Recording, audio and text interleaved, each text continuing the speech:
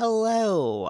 I got a bunch of questions about critique in general. How do you find beta readers or critique partners? How do you be a good critique partner? And just what do I ask of my critique partners, my beta readers, my reading testers, the people who read your script before it becomes a comic, people who read your comic before it is finalized, whether that's showing them the thumbnails or just a very detailed script. I gave some advice on it before, but it's always good to talk about it more, and you guys had a bunch of questions. So I'm going to go at those points one by one. So the first thing I want to address is, how do you find beta readers, people who critique, whatever? I am very fortunate. I have a big YouTube platform, I've been making comics for a long time. I've been networking with people, so usually I can just put out a call like, hey, I need beta readers for my work, and people will show up. And the most important beta reader I have is my lovely, lovely wife, who reads everything that I put out. If anything, she is an alpha reader because she reads very early on, and the type of stuff that I want from her is very different from a beta reader. So when it comes to finding a beta reader, I think the best option you have is to find friends, find other creatives, and create like a critique group. Not necessarily a critique group where you meet every week, but a group of people who agree to critique each other's work. I've had that for a pretty long time. I have a group of friends where I can reliably put a document up and be like, hey, I need some of you guys to beta read it, and people will. It's usually my friends. My friends have been kind of like my number one go-to beta readers. Just always. And when it comes to like selecting beta readers, I find that you just can't be too choosy about them. It's good to know a bit about beta readers.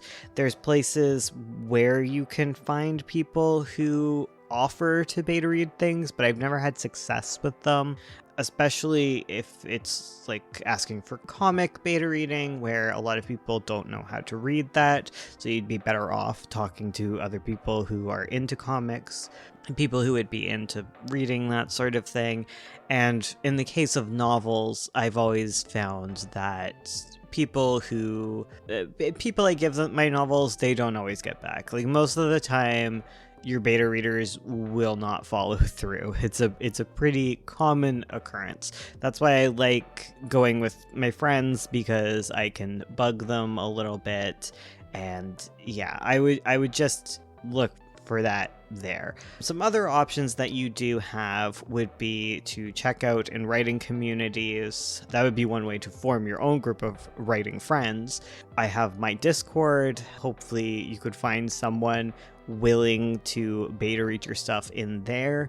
And then finally, you have your paid options. You can pay for people to read your stuff. I'm one of those people. I will read your work. I have a very high level Patreon tier.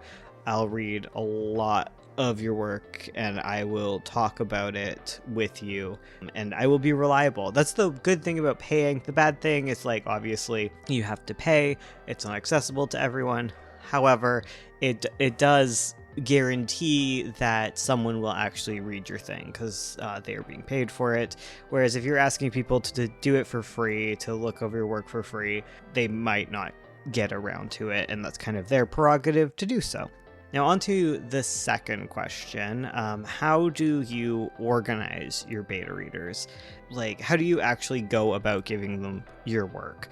I think if you are nervous about things, if you're nervous about whether or not people will complete things, you can give them a small chunk at a time and ask them for feedback, or ask them to ask you to get more chunks of the comic at a time, so that you can not have to worry about them like running off with your script or something. I personally have never really feared people running off with my writing, publishing it, whatever. That's just a personal thing. And again, because I'm going with my friends, that's not something I'm typically worried about. That said, I tend to approach people with a few things. I like to give people a few questions that I have, something that I'm trying to answer for myself within the story. I'll give them like a list of questions I want them to answer before reading, like when I'm dealing with a sequel or later parts of the story. What I will do is I'll ask people where they think the story is going. I'll ask them what kind of stories they like, what do they like about my work, or having pitched something to someone. If it's like a new property, I want them to tell me like what do they expect out of this work, because those are useful to understand. Like if they're going in with a different idea than I would like them to, I want to be able to catch that. So that's why I tend to ask people a bunch of like opinions before they read the story, and then have like I make a questionnaire for the end of the story, asking them to detail some things about various questions that I have, things that I don't think are working. I find that can be helpful too for people who are not good at coming up with like analysis, or they're nervous to, or they don't know what to highlight. In that case, I like to have a questionnaire kind of prepared for them at the end, so that even if they struggle with that aspect of commenting on my work, they will give me something interesting back. And of course, the final thing that I always ask people is to note down the ABCDs. So while they're reading, I want them to highlight or make a comment on everything that they find awesome, because I want to know what they like. It's important to know what people like just as much as it is to know what they dislike, because it helps you not fix something that people are enjoying. The next one would be B, boring. I want them to note anything that they find boring. So that would be anywhere that the pace is dragging, anything that maybe they aren't understanding. I guess that moves into the C, which is confusing. I want people to note anything that they find confusing, because even when people don't necessarily know how to critique, they find it easy to point out things that they find like boring or confusing.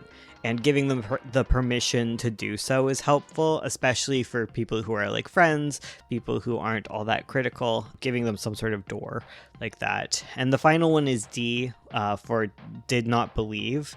And that's for anything that is breaking suspension of disbelief. So that's like another important one. It's not one I focus on too much. I mostly care about B's, C's, and A's, but it is one other aspect.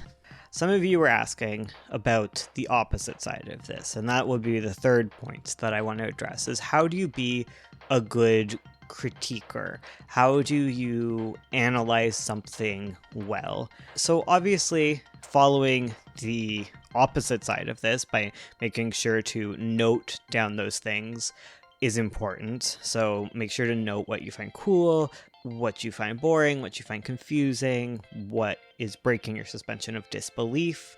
I think the most important thing that I ever get from feedback, and this is like my personal taste, I think it's good to like ask people what they are expecting from feedback.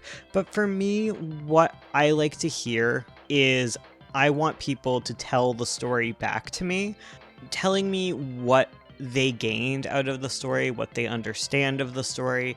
It gives me a much better impression of how the story is actually performing versus people asking people to note boring and confused. Because when people say that they're bored, when people say that they're confused, they don't necessarily dig into that all that much, or they can be like uncomfortable like saying that, or they think that they understand it and they are actually misinterpreting it in some way. So for me, one of the biggest things that I ask of people when I actually sit down with a one-on-one critique is like, I want people to tell me concrete details. I want them to explain things. I want them to be able to point out these different things. Like, I don't trust reviews and critiques as much if they aren't giving me more a concrete understanding of the story and diving into it. Another thing I personally don't like with critique is that I don't like when people tell me what to do, but I think that's just because I'm at a certain point in my writing. I'm also just very bad at being told what to do. But I think when you approach a critique, it's okay to point out where things feel like they're not working, things that you do not like. But when you move into a critique with the presumption that you know what's best, you know how to fix things, that's when things can be kind of an issue, especially for like more competent writers. When I do a critique, I personally will give advice and opinions on what can be done, but I don't want to like set it in stone. Like I like to give some options and some alternatives, but I don't want to get to a point where I feel like I am rewriting the story or writing the story in any sense of the word.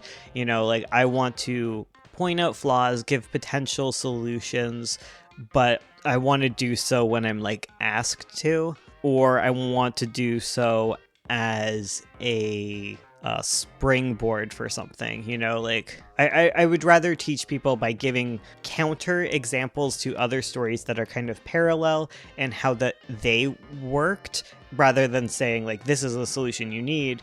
It's pointing out a different story where it's like, oh, this story could have had that problem, but instead they did this, so you could use something else. But that's very different, because like people are coming to me for like writing advice and like mentorship, whereas most beta reader people asking for beta readers are not going to be asking that of you. They just want your impressions of the story. And I think that is kind of the key takeaway, is that if you are being asked to beta read, what they're asking from you is your impressions of the story.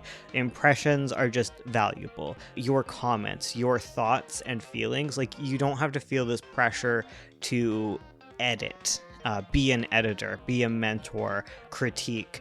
Impressions are kind of the most valuable thing. And some of you might even realize this if you think about your own work, where if you're writing in a vacuum, if you're writing on your own and no one gets to see your work, the addition of like just anyone looking at your work, giving their thoughts and opinions on it, like that is the valuable piece of it, not so much the advice on what to do. And when it comes to advice, really digging into things, that's where you start talking about an editor. That's where you start talking about like a writing mentor, and that is more of like a job, a paid position. Whereas beta readers are your friends, they're your audience, they're people who really want to read the story, and it is kind of a bonus for them because they get to read it early and they just get to give their opinions on it. And that's kind of all you should be seeking out from your beta readers, is their opinions.